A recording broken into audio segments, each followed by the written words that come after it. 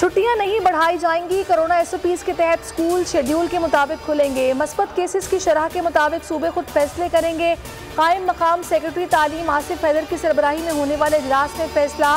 Board इम्तिहानात schedule के मुताबिक जारी रहेंगे।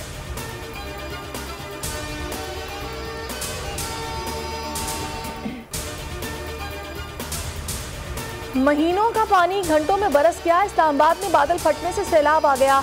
पोस्ट इलाके E11 और D12 में हर तरफ तबाही ही तबाही। रेला गाड़ियां बहा कर ले गया।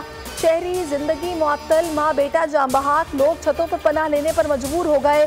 3 घंटों में 334 मिलीमीटर बारिश रिकॉर्ड।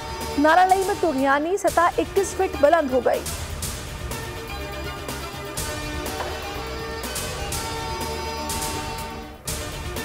इस्लामाबाद में मूसलाधार बारिश से तबाहकारी। मुश्किल घड़ी में पाक फौज अवाम की मदद को आ पहुंची। शहरियों को महफूज मकामात पर मुंतकिल किया।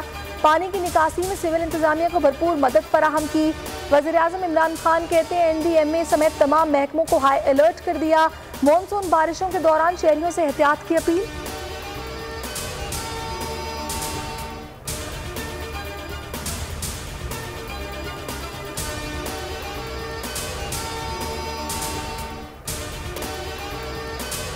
जहांगीर तरीन के साथी नज़ीर चौहान फिर गिरफ्तार। FIA साइबर क्राइम ने गिरफ्तार कर लिया।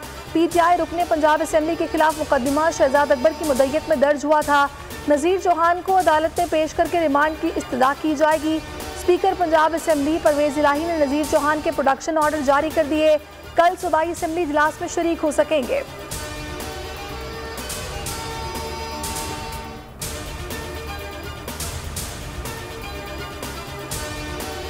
आज़ाद कश्मीर इलेक्शन में शिकस्त क्यों हुई? नवाज शरीफ और शहबाज शरीफ में राब्ता।